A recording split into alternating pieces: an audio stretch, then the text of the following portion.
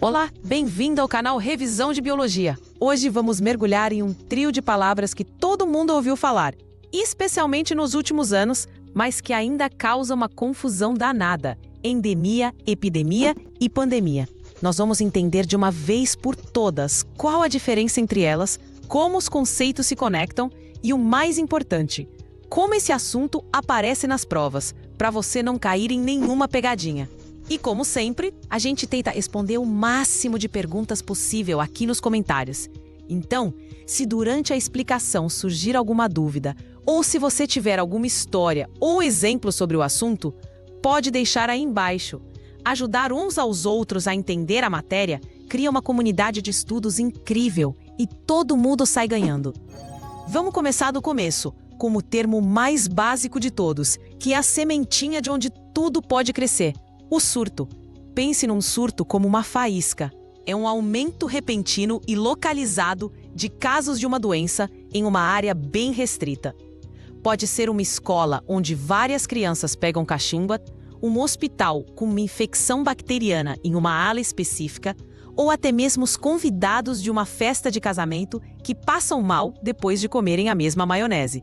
O ponto-chave aqui é a restrição. O problema está contido em um lugar, um grupo de pessoas, um espaço geográfico mínimo. Um surto é como uma briga que começa numa mesa de bar. Por enquanto, a confusão está só ali, entre aquelas pessoas. O gerente do bar, que seria a vigilância sanitária, já está de olho, tentando entender o que aconteceu e acalmar os ânimos para que a briga não se espalhe pelo bar inteiro. Se ele conseguir, o problema acaba ali, foi só um surto. Se não conseguir, a coisa pode evoluir. E é aí que os outros termos entram em cena.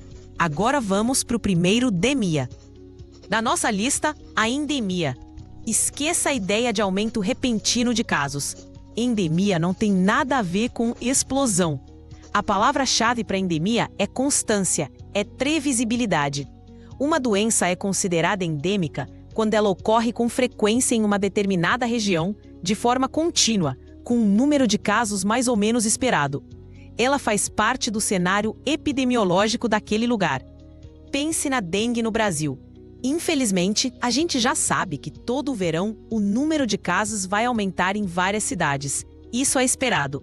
A dengue é uma doença endêmica em grande parte do nosso país. O mesmo vale para a febre amarela na região amazônica ou a malária em certas partes da África e da América do Sul. A doença está ali, circulando de forma constante na população ou no ambiente. Ela é, digamos, uma moradora daquela região. A dica de ouro para as provas é: se a questão descreve uma doença que é comum, esperada ou típica de uma localidade específica, com um número de casos que se mantém dentro de uma faixa previsível ao longo do tempo, a resposta é endemia. As palavras-chave são região, localidade e ocorrência constante. Não caia na pegadinha de achar que, por ter muitos casos, já é uma epidemia. Se esses muitos casos são o padrão normal daquele lugar, continua sendo uma endemia. É como aquele parente que sempre aparece nos churrascos de família. Você já espera por ele, sabe que ele vai estar lá. Ele faz parte do ecossistema do churrasco. A presença dele é o normal. A endemia é isso, o normal, o basal, o esperado para uma doença em um determinado local. O controle de uma doença endêmica não visa erradicá-la da noite para o dia, mas sim manter o número de casos no nível mais baixo possível, dentro desse padrão esperado. E o que acontece quando o inesperado acontece? O que acontece quando o número de casos de uma doença, seja ela endêmica ou não, de repente dispara e foge completamente do controle? Aí, meus amigos, nós temos uma epidemia. A epidemia é a explosão, é um aumento súbito e significativo no número de casos de uma doença, muito acima do que seria esperado para aquela população, naquela área e naquele período de tempo. Voltando à nossa analogia da briga no bar. O surto era a briga contida em uma mesa. A epidemia é quando essa briga se espalha e o bar inteiro vira um caos. A confusão não está mais localizada. Ela tomou conta do ambiente. A epidemia pode se restringir a um bairro, uma cidade, um estado ou até um país inteiro. A escala é maior que a do surto e o elemento surpresa é fundamental. Um exemplo clássico foi a epidemia do vírus Zika no Brasil, por volta de 2015. De repente, tivemos um aumento massivo de casos, associado a um aumento trágico nos casos de microcefalia em bebês. Não era algo esperado. Foi um aumento agudo e descontrolado que caracterizou uma emergência de saúde pública. Outro exemplo são as epidemias de gripe sazonal, que em alguns anos são muito mais fortes do que o normal, com um número de casos que ultrapassa em muito a média histórica. Nas provas, a epidemia é caracterizada por palavras como aumento súbito, número de casos acima do esperado, disseminação rápida em uma comunidade. Eles vão te dar um cenário com números. Por exemplo, a cidade X costuma registrar uma média de 50 casos de leptospirose por ano. Após uma grande enchente, foram registrados 500 casos em apenas um mês. Isso é um sinal luminoso piscando epidemia. O número de casos extrapolou e muito o que seria a linha de base endêmica, ou o que seria zero no caso de uma doença nova. É importante entender que uma doença endêmica pode causar uma epidemia. Como assim? Ué, a dengue é endêmica, certo? Mas se em um determinado verão, por causa de condições climáticas favoráveis ao mosquito e baixa adesão da população aos cuidados, o número de casos triplicar em relação à média dos últimos verões, temos uma epidemia de dengue naquela região. A endemia é o chão. A epidemia é o terremoto que racha esse chão. A epidemia exige uma resposta rápida e enérgica das autoridades de saúde. Campanhas de vacinação em massa, orientação da população, medidas de isolamento, controle de vetores, tudo isso são estratégias para tentar conter a epidemia e fazer com que o número de casos volte ao nível normal, ou seja, ao nível endêmico a zero. É uma corrida contra o tempo para apagar o incêndio antes que ele se espalhe ainda mais. E se o incêndio não for apagado a tempo? E se ele pular a cerca do vizinho, atravessar a rua, o rio, o oceano? Aí chegamos ao nível máximo de alerta: a pandemia. Uma pandemia é uma epidemia que se espalha por diferentes continentes ou por todo o mundo. A característica definidora de uma pandemia não é a gravidade da doença, mas sim a sua extensão geográfica. É uma epidemia globalizada.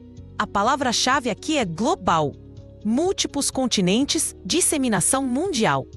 A Organização Mundial da Saúde, a OMS, é a entidade responsável por declarar o estado de pandemia.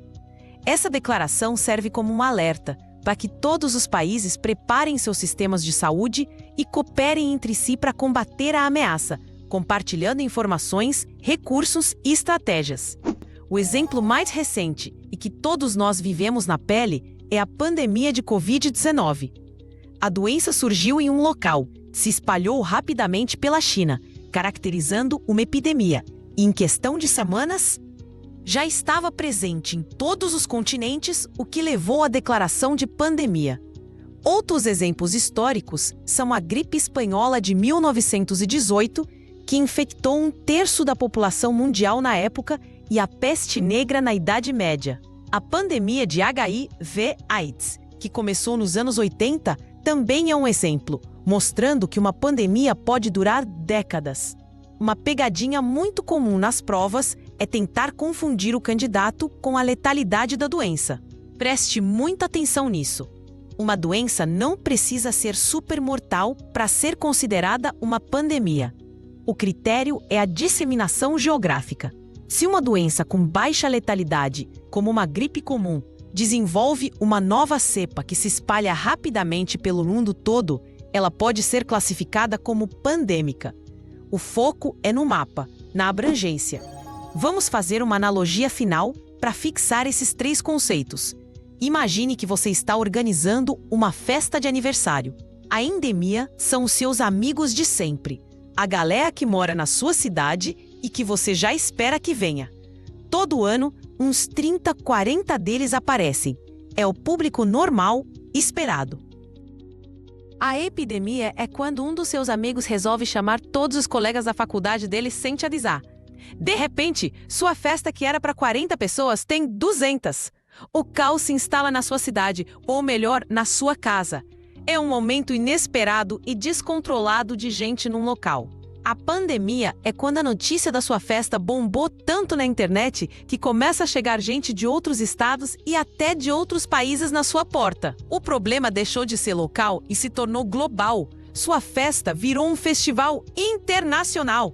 Entender essa escala, do local e constante, endemia, para o local e explosivo, epidemia, até o global e disseminado, pandemia. É a chave para matar qualquer questão sobre o tema. Os examinadores adoram criar cenários e pedir para você classificar a situação. Se você tiver essas definições e palavras-chave na cabeça, não tem como errar. Agora, vamos aprofundar um pouco mais. Pensando em questões mais complexas, que o Enem adora, o que faz uma doença se tornar epidêmica ou pandêmica? Existem vários fatores. Um deles é a capacidade de mutação do agente causador, o chamado agente etiológico. Vírus de RNA, como o da gripe e o coronavírus, têm uma taxa de mutação muito alta. Isso significa que eles podem mudar sua roupa genética rapidamente, escapando da imunidade que a população já tinha.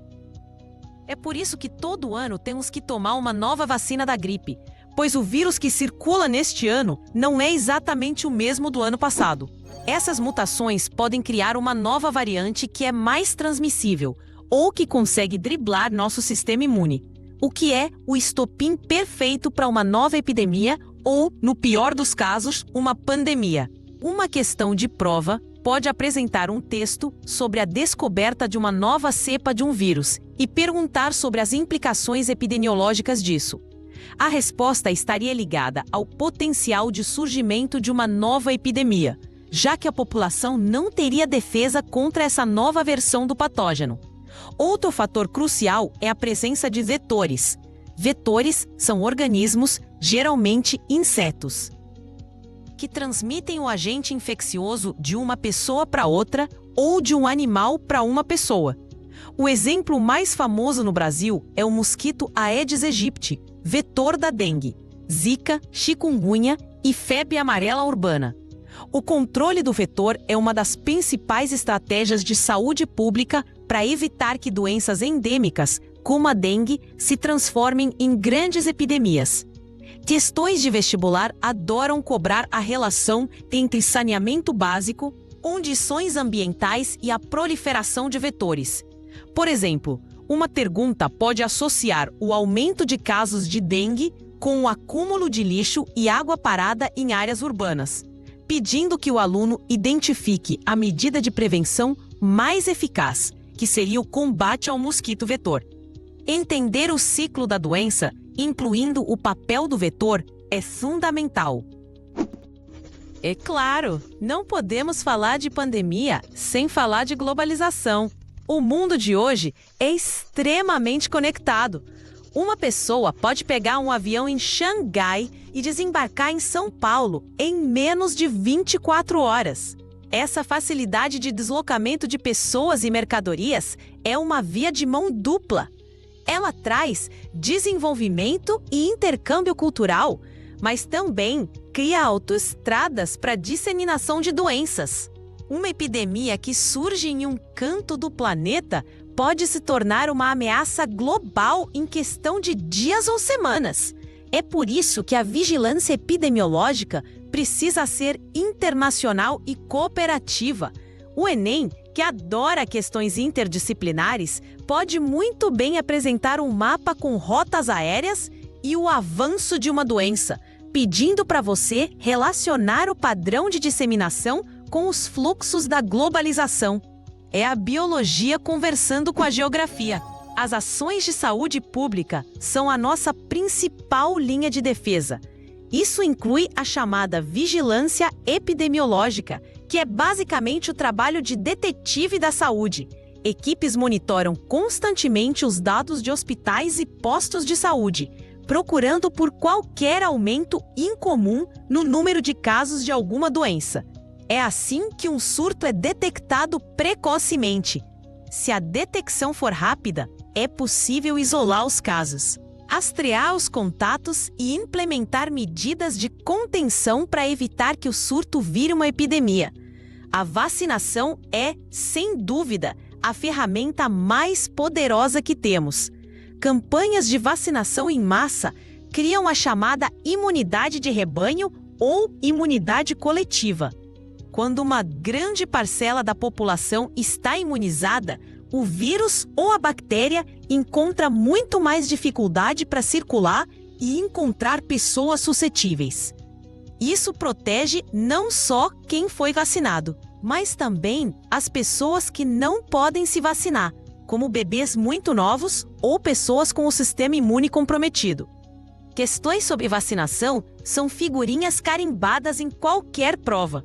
Elas podem abordar desde o mecanismo biológico da vacina, que é a produção de anticorpos e células de memória, até o impacto social e epidemiológico da vacinação na erradicação ou controle de doenças.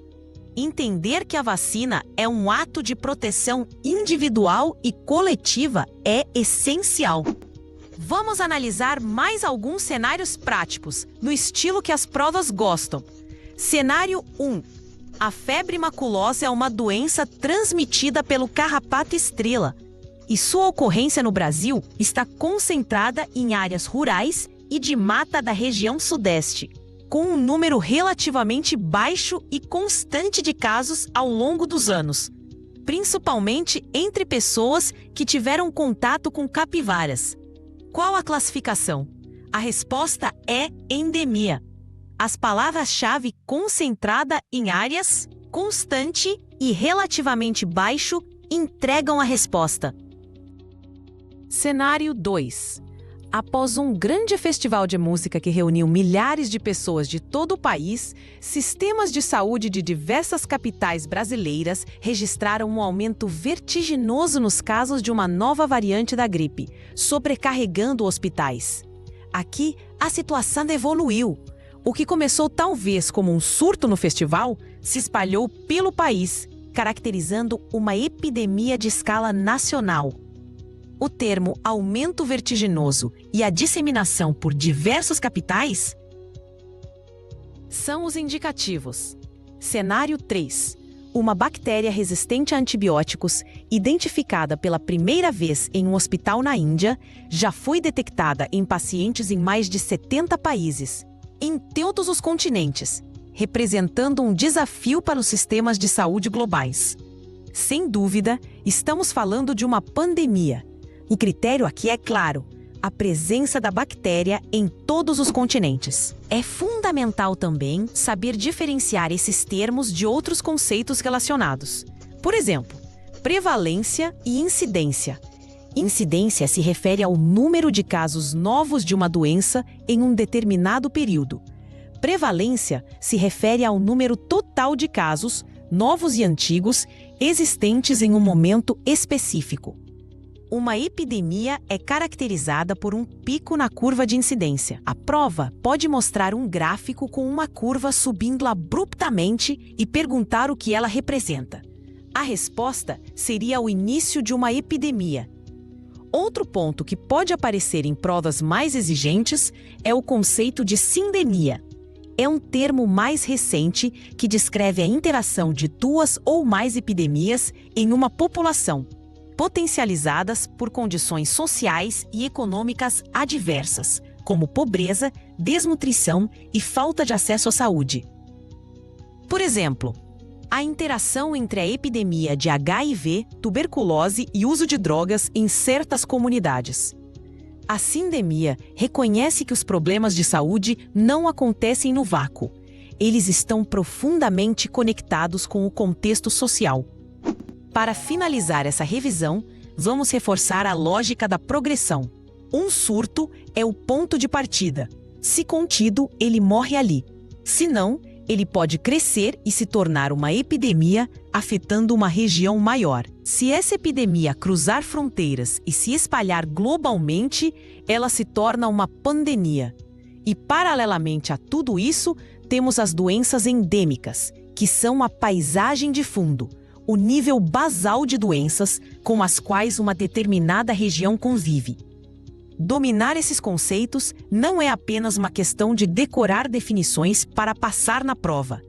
É uma ferramenta para entender o mundo em que vivemos, para ler as notícias com um olhar mais crítico e para compreender a importância das políticas de saúde pública e da ciência.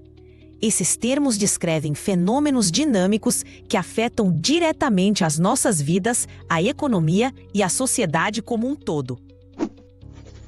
Lembre-se, o segredo está em identificar a escala geográfica e o comportamento do número de casos no tempo. Localizado e constante, endemia. Localizado e com aumento súbito, surto que vira epidemia. Global e disseminado, pandemia. Com essa estrutura mental, você estará preparado para analisar qualquer cenário que a prova te apresentar. Agora que você sabe a diferença, nenhuma pegadinha sobre isso te derruba mais. Foco nos estudos e até a próxima revisão.